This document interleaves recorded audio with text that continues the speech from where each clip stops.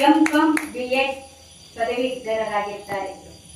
ಪ್ರಸ್ತುತವಾಗಿ ಶಿಕ್ಷಕ ವೃತ್ತಿ ನಿರ್ವಹಿಸುತ್ತಿದ್ದಾರೆ. ಕಥಾಲೋಕ ಹಾಗೂ ಜಯಮಾಲಾ ಕ್ರಿಯೇಟಿವಿಟಿ ಯೂಟ್ಯೂಬ್ ಚಾನೆಲ್ ಹೊಂದಿದ್ದಾರೆ. ಹಾಡು, ನೃತ್ಯ, ಭಜನೆ, ಹವ್ಯಾಸಿ ಕಲೆಗಳನ್ನ ಹೊಂದಿರುತ್ತಾರೆ. ಮಳವಳ್ಳಿಯಲ್ಲಿ ನಾರಿ ನಿನಗಿದೋ ನಮನ ಎನ್ನುವಂತಹ ಸುಂದರ ಮಹಿಳಾ ಕಾರ್ಯಕ್ರಮವನ್ನ ಸಂಘಟಿಸಿ ಸ್ಥಳೀಯ ಸಾಧಕಿಯರನ್ನ ಗುರುತಿಸುವ ಕಾರ್ಯವನ್ನ ಮಾಡಿರುತ್ತಾರೆ. ಹೇಳಿಕೆ ಇಷ್ಟಪಡ್ತೀನಿ. ಒಂದು ಪುಟ್ಟದಾದ ಕಥೆಯ ಮೂಲಕ ಈ ಒಂದು ನನ್ನ ಮಾತನ್ನ ಪ್ರಸ್ತುತಪಡಿಸಲಿಕ್ಕೆ ಇಷ್ಟಪಡ್ತೀನಿ. ಒಬ್ಬ ರಾಜ ಇದ್ದ. ಆ ರಾಜ ತುಂಬಾ ಬುದ್ಧಿವಂತನಾಗಿದ್ದ, ಬಲಿಷ್ಠ ಕೂಡ ಆಗಿದ್ದ, ಶೂರನಾಗಿದ್ದ, ವೀರನಾಗಿದ್ದ. ಹಾಗೆ ತನ್ನ ಪ್ರಜೆಗಳನ್ನ ತುಂಬಾ ಪ್ರೀತಿಯಿಂದ ನೋಡ್ಕೊಳ್ತಾ ಇದ್ದ. ಅವನಿಗೆ ಒಂದಿನ ಒಂದು ಆಸೆ ಇರ್ತದೆ. ಏನಪ್ಪಾ ಅಂದ್ರೆ ಅದು ಪ್ರಪಂಚದ ಇತಿಹಾಸವನ್ನ ತಿಳಿಬೇಕು ಅಂತ. ಸರಿ, ತನ್ನ ಹಿರಿಯ ಮಂತ್ರಿಯನ್ನ ಕರೆದು ಹೇಳ್ದ ಮಂತ್ರಿಗಳು, ನನಗೆ ಪ್ರಪಂಚದ ಇತಿಹಾಸವನ್ನ ತಿಳಿಬೇಕು. ಆ ಇತಿಹಾಸ ಹೇಗೆ ಬೇಕು ಅಂತಂದ್ರೆ ಜನ ಹೇಗೆ ಹುಟ್ಟಿದ್ರು, ಹೇಗೆ ಬೆಳೆದ್ರು, ಹಾಗೆ ಜನರ ಜೀವನ ಶೈಲಿ ಏನು, ಇವೆಲ್ಲವನ್ನ ತಿಳಿಬೇಕು ಅಂತ ಹೇಳಿ ಆಸೆ ಪಟ್ಟ. ಹಿರಿಯ ಮಂತ್ರಿಗೆ ಆಶ್ಚರ್ಯ ಆಯಿತು, ಮತ್ತೆ ಗಾಬರಿ ಆಯಿತು. ಪ್ರಪಂಚದ ಇತಿಹಾಸ ಅಂದ್ರೆ ಸಣ್ಣ ವಿಷಯವೇ ಅಲ್ಲ. ರಾಜ ಹೇಳ್ದ, ಇದನ್ನ ಸಿದ್ಧಪಡಿಸಲಿಕ್ಕೆ ಸುಮಾರು ಎಷ್ಟು ವರ್ಷ ಬೇಕು ಅಥವಾ ಎಷ್ಟು ದಿನ ಬೇಕು ಅಂತ ಕೇಳ್ದ. ಸರಿ, ಮಂತ್ರಿ ಹೇಳ್ದ, ಇದು ಅಷ್ಟು ಸುಲಭದ ವಿಷಯ ಅಲ್ಲ, ಹಾಗಾಗಿ ಒಂದು 15 ವರ್ಷ ಬೇಕಾಗ್ಬೋದು ಅಂತ. ರಾಜ ಅಂದ, 15 ವರ್ಷವೇ ಸಾಧ್ಯವೇ ಇಲ್ಲ, ಬೇಕಿದ್ರೆ ಒಂದು 10 ವರ್ಷ ತೆಗೆದುಕೊಳ್ಳಿ ಅಂದ. ಸರಿ ಆಯ್ತು. ವಿತ್ತ ಮಂತ್ರಿಗಳಿಗೆ ಅಂದ್ರೆ ಹಣಕಾಸಿನ ಮಂತ್ರಿಗಳಿಗೆ ರಾಜ ಹೇಳ್ದ, ಏನೇನು ವ್ಯವಸ್ಥೆ ಬೇಕು ಎಲ್ಲವನ್ನ ಮಾಡಿ ಅಂತ. ಆಯ್ತು, ಸರಿ. ಇತಿಹಾಸವನ್ನ ಬರೀಲಿಕ್ಕೆ ಕಾಗದ ತಯಾರಿಕೆಯ ಕಾರ್ಖಾನೆ ಕೂಡ ಶುರುವಾಯಿತು. 10 ವರ್ಷಗಳು ಕಳೆಯಿತು. ಸರಿ, ರಾಜನ ಆಸ್ಥಾನ ಸಮುದ್ರದಿಂದ ತುಂಬಿ ತುಳುತ್ತಾ ಇದೆ. ರಾಜನಿಗೆ ಉತ್ಸಾಹ, ಪ್ರಪಂಚದ ಇತಿಹಾಸವನ್ನ, ಮಾನವ ಇತಿಹಾಸವನ್ನ ತಿಳಿಬೇಕು ಅಂತ. ಆಯ್ತು, 10 ವರ್ಷ ಕಳೆದ ನಂತರ ಮಂತ್ರಿ ಬರ್ತಾನೆ, ರಾಜನ ಮುಂದೆ ನಿಲ್ತಾನೆ. ಮಹಾರಾಜರೇ, ನೀವು ಕೇಳಿದಂತ ಮಾನವ ಇತಿಹಾಸ ಸಿದ್ಧವಾಗಿದೆ, ನಿಮ್ಮ ಬಲಗಡೆ ಕಿಟಕಿಯನ್ನ ನೋಡಿ ಅಂತ. ಸರಿ, ಆ ಸೈನಿಕರು ಕಿಟಕಿಯ ಪರದಿನ ತೆಗಿತಾರೆ. ಅಲ್ಲಿ ಸಾವಿರಾರು ಅಲಂಕೃತ ಆನೆಗಳು. ಆ ಆನೆಗಳ ಪ್ರತಿಯೊಂದು ಆನೆ ಮೇಲೂ ದಪ್ಪನಾದ ಪುಸ್ತಕಗಳು. ರಾಜನಿಗೆ ಗಾಬರಿಯಾಗುತ್ತೆ. ಇಷ್ಟೊಂದು ಆನೆಗಳ ಪುಸ್ತಕ, ಆನೆಗಳ ಮೇಲಿರುವಂತಹ ಪುಸ್ತಕವನ್ನು ಓದಲಿಕ್ಕೆ ಸಾಧ್ಯನಾ?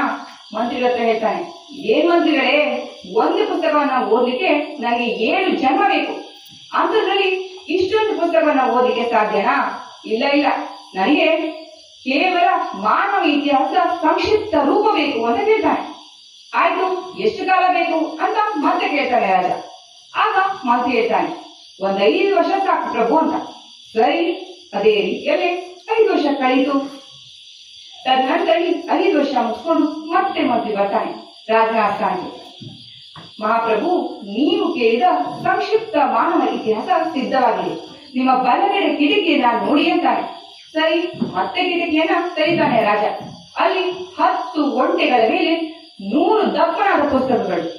ಮಹಾಪ್ರಭು, ಇದುವೇ ಮಾನವ ಸಂಕ್ಷಿಪ್ತ ಇತಿಹಾಸ ಅಂತ ಹೇಳ್ತಾನೆ. ರಾಜನಿಗೆ ಕೋಪ ನೆತ್ತಿಗೇರುತ್ತೆ. ಏನ್ ಮಂತ್ರಿಗಳೇ, ನಾನ್ ಕೇಳಿದ್ದೇನು ಮಾನವ ಇತಿಹಾಸ ಸಂಕ್ಷಿಪ್ತ ರೂಪ, ಇಷ್ಟೆಲ್ಲ ಓದಲಿಕ್ಕೆ ಸಾಧ್ಯನಾ? ನನ್ನ ಜೀವಮಾನವಿಡೀ ಇದಕ್ಕೋಸ್ಕರ ಸೌಸಿದ್ರು ಕೂಡ ಓದ್ ಮುಗಿಯೋದಿಲ್ಲ ಅಂತ. ಆಯ್ತು, ನನಗೆ ಅತ್ಯಂತ ಸಂಕ್ಷಿಪ್ತ ಇತಿಹಾಸ ಬೇಕು ಅಂತಾನೆ.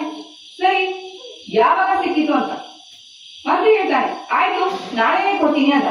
ರಾಜನಿಗೆ ಆಶ್ಚರ್ಯ, ನಾಳೆ ಸಿದ್ಧವಾಗತ್ತೆ. ಸರಿ, ನೋಡೇ ಬಿಡೋಣ ಅಂತಾನೆ. ಆಯ್ತು, ಮಾರನೇ ದಿನ ಆಸ್ಥಾನ ಆರಂಭ ಆಗುತ್ತೆ. ಮಂತ್ರಿ ತನ್ನ ನೀಳವಾದ ಗಡ್ಡವನ್ನ ತಿಳ್ಕೊಳ್ತಾ ಬರ್ತಾನೆ. ಕೈಯಲ್ಲಿ ಒಂದು ಪುಟ್ಟದಾದ ಪೆಟ್ಟಿಗೆ. ಸರಿ, ಪುಟ್ಟಿ ಪೆಟ್ಟಿಗೆಯನ್ನ ತೆರೀತಾನೆ. ರಾಜನಿಗೆ ಕೊಡ್ತಾನೆ ಆ ಪೆಟ್ಟಿಗೆಯನ್ನ. ರಾಜ ಆ ಪೆಟ್ಟಿಗೆಯನ್ನ ತೆರೀತಾನೆ. ಆ ಪೆಟ್ಟಿಗೆಯಲ್ಲಿ ಒಂದು ಚೀಟಿ ಇರುತ್ತೆ. ಆ ಚೀಟಿಯನ್ನ ರಾಜ ಬಿಡಿಸ್ತಾನೆ. ಅದರಲ್ಲಿ ಸ್ಫುಟವಾಗಿ ಬರೆದಿತ್ತು, ಎಲ್ಲಾ ಮನುಷ್ಯರು ಹುಟ್ಟಿದರು, ಎಲ್ಲಾ ಮನುಷ್ಯರು ಬೆಳೆದರು, ಹಾಗೆ ಎಲ್ಲಾ ಮನುಷ್ಯರು ಸತ್ತರು. ಇದೇ ಮಾನವ ಇತಿಹಾಸದ ಸಂಕ್ಷಿಪ್ತ ರೂಪ ಅಂತ. ಆದ್ಮೇಲೆ ಈ ಕತೆ ಹೇಳಿಕೆ ಕಾರಣ ಇಷ್ಟೇ. ಬಹುಶಃ ಎಲ್ಲರೂ ಹುಟ್ಟಾರೆ ಮತ್ತೆ ಎಲ್ಲರೂ ಸಾಯ್ತಾರೆ. ಆದ್ರೆ ಹುಟ್ಟಿದಾಗಿನಿಂದ ಸಾಯುವುದರ ಒಳಗಾಗಿ ಕೆಲವು ಜನ ಮಾತ್ರ ಸಾಧನೆಯ ಹಾದಿಯನ್ನ ತುಳಿತಾರೆ. ಅವರ ಸಾಧನೆಗಳ ದಾಖಲೆಗೆ ಮುಂದೆ ಇತಿಹಾಸ ಇತಿಹಾಸ ಅಂತ ಅನ್ಸ್ಕೊಳ್ಳುತ್ತೆ. ಆದ ಕಾರಣ ನಾವು ಹೆಜ್ಜೆ ಗುರುತನ್ನ ಇಟ್ಕೊಂಡು ಮಾನವ ಇತಿಹಾಸ ಒಂದು ಅಕ್ಷರವಾದ್ರೂ ನಾವು ಆಗ್ತೀವೋ ಅಥವಾ ನಮ್ಮ ಹೆಜ್ಜೆ ಗುರುತೆ ಕಾರಣ ಇರುವ ರೀತಿಯಲ್ಲಿ ನಾವು ಇರ್ತೀವೋ ಅನ್ನೋದನ್ನ ನಾವೇ ಯೋಚನೆ ಮಾಡಬೇಕು. ಇದೇ ನಿಟ್ಟಿನಲ್ಲಿ ಯರಮುಖದಲ್ಲಿ ಸಪ್ತಸ್ವರ ಸೇವಾ ಸಂಸ್ಥೆ ತನ್ನ 22 ವರ್ಷದ ಇತಿಹಾಸವನ್ನ ಬರೀಲಿಕ್ಕೆ ಈಗಾಗಲೇ ಆರಂಭ ಮಾಡಿದೆ. ಇದರ ಒಂದು ಕೀರ್ತಿ ಇನ್ನಷ್ಟು ದೇಶ ಮಟ್ಟದಲ್ಲೂ ಕೂಡ ಹೆಸರನ್ನ ಮಾಡಿ ಅಂತ ನಾನು ಆಶಿಸ್ತೀನಿ. ಈ ಒಂದು ಕಾರ್ಯಕ್ರಮಕ್ಕೆ ನನ್ನನ್ನ ಆಹ್ವಾನಿಸಕ್ಕೆ ನಾನು ಹೃತ್ಪೂರ್ವಕವಾದ ಧನ್ಯವಾದವನ್ನ ಹೇಳ್ತೀನಿ. ಹಾಗೆ ಜೊತೆಯಲ್ಲಿ ಗ್ರಾಮೀಣ ಪ್ರತಿಭೆ ಅನಾವರಣ ಸುಮಂಗಲಾ ದೇಸಾಯಿ ಅವರು ನನಗೆ ರಿಲೇಟಿವ್ ಕೂಡ ಆಗ್ತಾರೆ. ಅವರು ನನಗೆ ಈ ರೀತಿಯಾಗಿ ನಾನು ಹಳ್ಳಿಯಲ್ಲಿರುವಂತಹ ಮೂಲೆಯಲ್ಲಿರುವಂತಹ ಪ್ರತಿಭೆಗಳನ್ನ ನಾನು ತೋರ್ಪಡಿಸಬೇಕು ಅಂತ ನನ್ನ ಹತ್ರ ಕೇಳಿದಾಗ ನನಗೆ ಅವರ ಯೋಚನೆ ವಿನೂತನವಾಗಿ ಅನ್ನಿಸ್ತು. ಯಾಕಂತಂದ್ರೆ ಸಾಧನೆಯ ಮಾಡಿದವರ ಒಂದು ಪಟ್ಟಿಯಲ್ಲಿ ಸಾಧಕರನ್ನ ಸೇರಿಸುವುದರ ಜೊತೆಲಿ ಇನ್ನು ಬೆಳಕಿಗೆ ಬರುವಂತಹ ಎಲೆ ಮಾರಿ ಕಾಯುವಂತಹ ಎಷ್ಟೋ ಸಾಧಕ ಮಹಿಳೆಯರು ಸಾಧಕರು ಇದ್ದೇ ಇರ್ತಾರೆ. ಅವ್ರನ್ನೆಲ್ಲ ಬೆಳಕಿಗೆ ತಾನು ತರಬೇಕು ಅನ್ನೋ ಯೋಚನೆ ಇಷ್ಟ ಆಯ್ತು. ಹಾಗಾಗಿ ಈ ಒಂದು ಕೆಲಸವನ್ನ ಕೈಗೆತ್ತಿಕೊಂಡಿದ್ದು. ಇನ್ನು ಕೊನೆಯದಾಗಿ ಕಾರ್ಯಕ್ರಮದ ಅಂತಿಮ ಘಟ್ಟವನ್ನ ನಾವು ತಲುಪಿದ್ದೇವೆ. ಹಾಗಾಗಿ